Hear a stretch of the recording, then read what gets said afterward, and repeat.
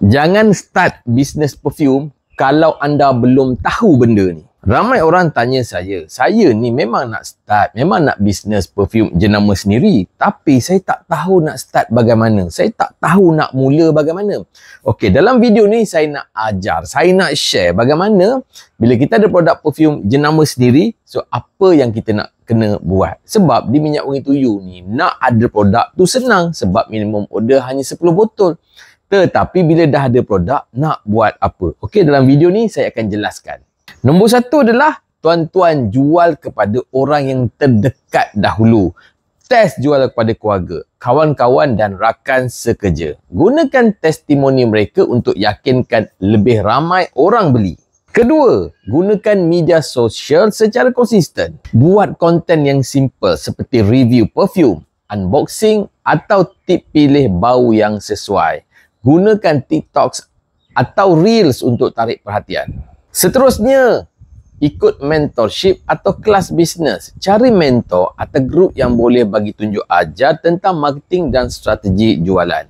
Jangan buat semua sendiri. Join community untuk dapat support. Yang seterusnya, pre-order. Jual dulu baru buat stok. Okey, kadang-kadang nak jimat ataupun tak nak keluar kos yang tinggi, kita buka dulu tempahan dan kita kumpul modal. Contohnya macam ni.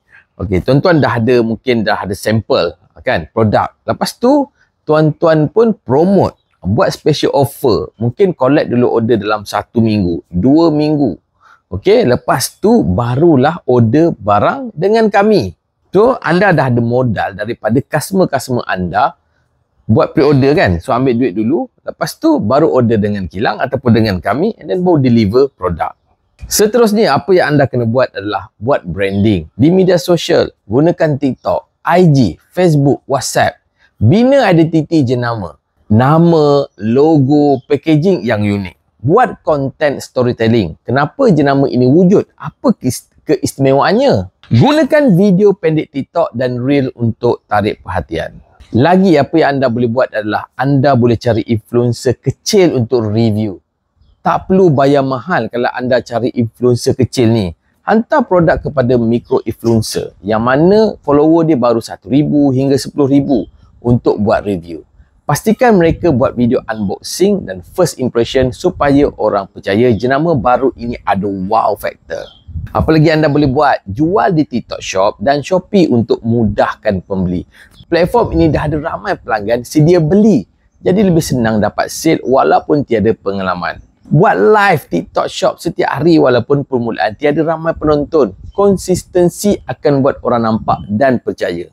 Seterusnya, gunakan WhatsApp marketing untuk repeat order. Kumpul database pelanggan pertama dan follow up guna WhatsApp. Bagi promosi eksklusif kepada pelanggan lama untuk mereka beli lagi. Dan yang paling penting, langkah terakhir adalah berani buat tindakan. Ramai yang takut nak mula, tapi sebenarnya bisnes pertama tak perlu sempurna. Yang penting mula dulu. Perfume ni produk dia high demand. So peluang besar untuk mereka berjaya kalau mereka take action. Tak perlu pengalaman bisnes untuk berjaya. Yang penting berani buat dan belajar dari pengalaman.